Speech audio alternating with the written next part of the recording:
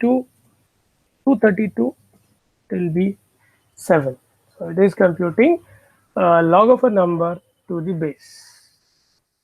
Okay, so this is exactly what log function looks like to the base 2. Realize that we are only computing the whole number part of the log. The mantissa part or 7 point something, that part we are not computing here. Okay, so the function for you is base 0, we are returning -1.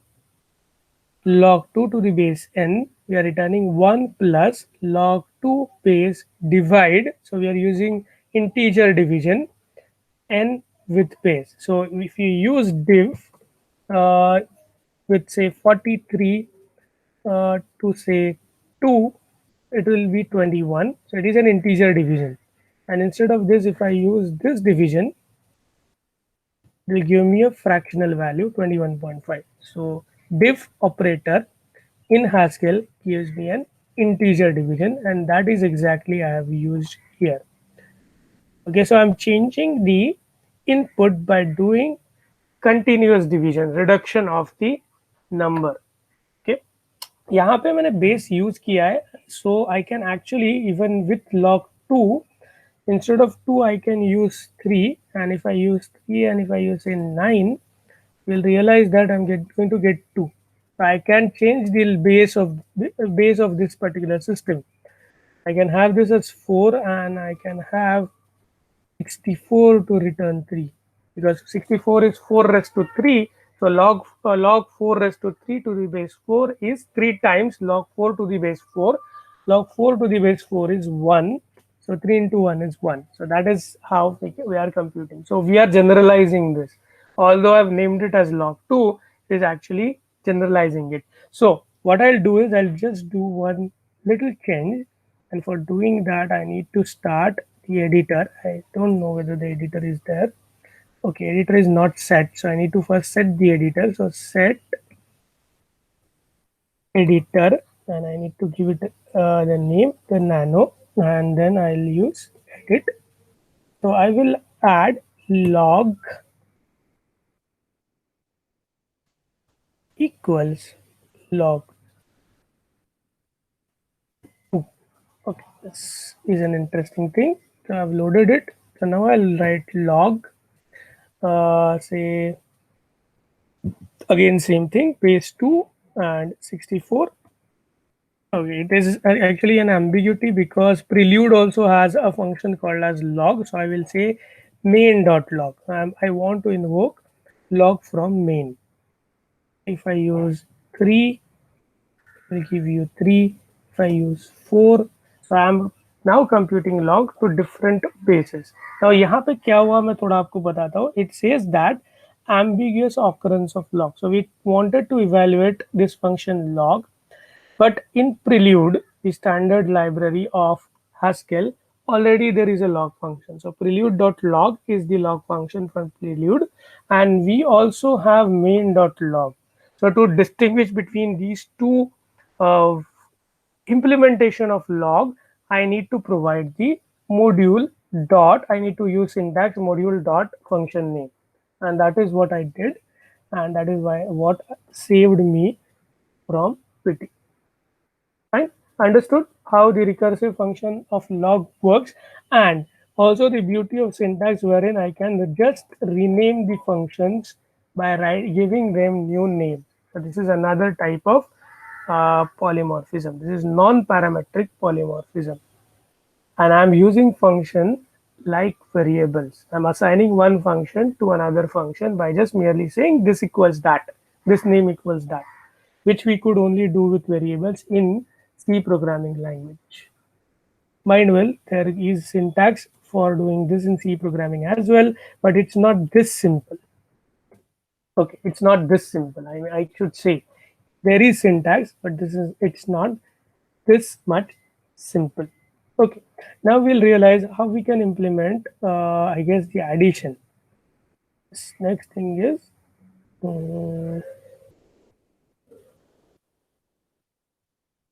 yeah. Yeah, add is there, extract is there. So we'll see this extract, what exactly we are doing here. So I'll just show you the code. Receive extract.hs. Okay, so this is, so this operator, you know, this is an extraction operator. Okay, this is an extraction operator which extracts certain thing from a input. Okay, so this extraction operator we are implementing with name extract. तो यहाँ पे आप देखोगे मैं क्या कर रहा हूँ. I have a signature that reads like this. So there are two constraints. I have to have equality implemented for type A, and type A must be a numeric type. So these are two type class constraints that I'm using, and my input should be a list and a number, and I should return a number. So now you know what these three mappings mean.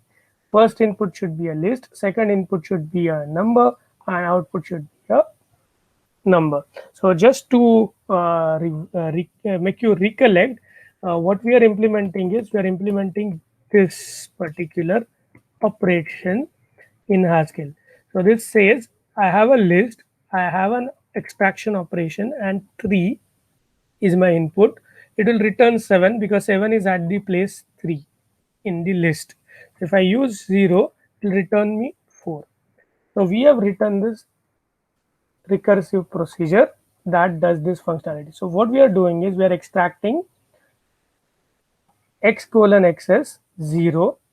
So if my position 0 element I need to extract, okay, from a list that exists, then what I will do is I will find head of the list, which is here in this case x.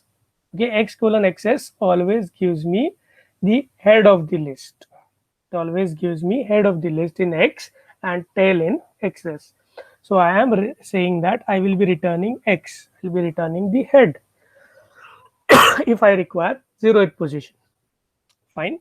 If the list is empty and I require any position, यानी list अगर empty है और मैं कुछ extract करना चाहता हूँ, कुछ भी extract करूँ empty list से, I'm going to get -1 as an error message because all index are greater than length of the list.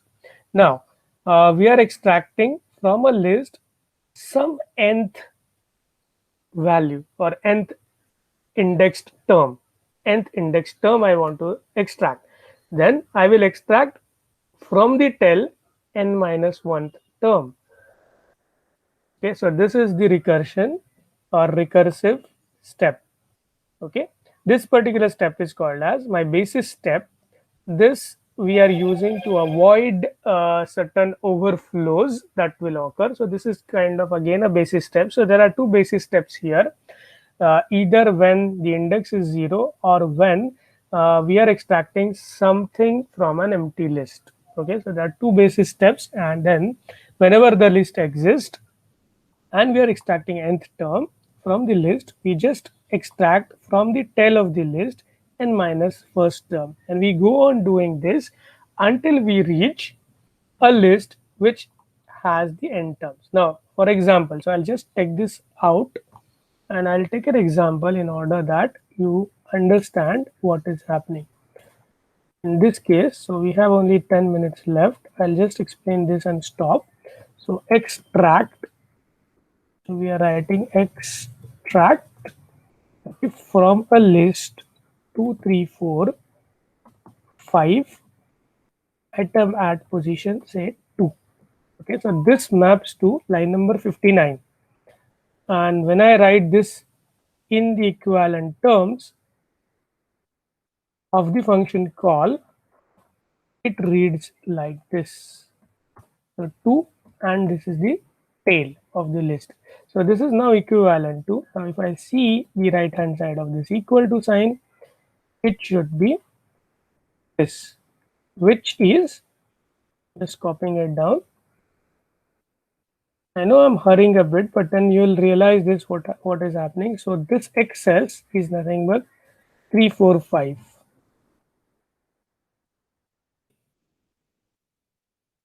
And 2 minus 1. So actually this turns to be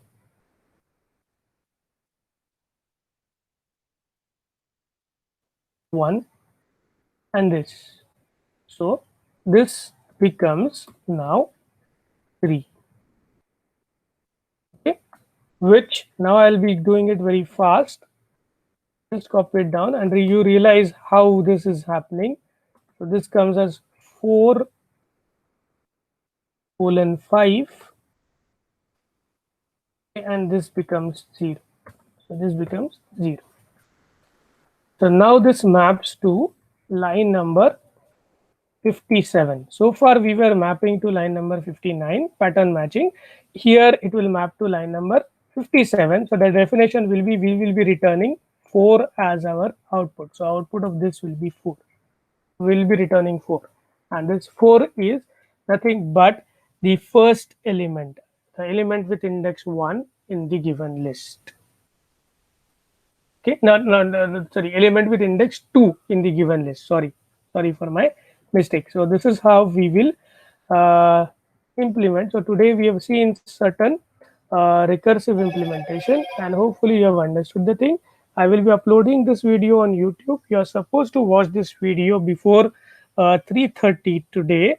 Sorry, 4 o'clock today. We will have a half an hour lecture at 4 o'clock where we will be discussing about your doubts, your issues in executing this code.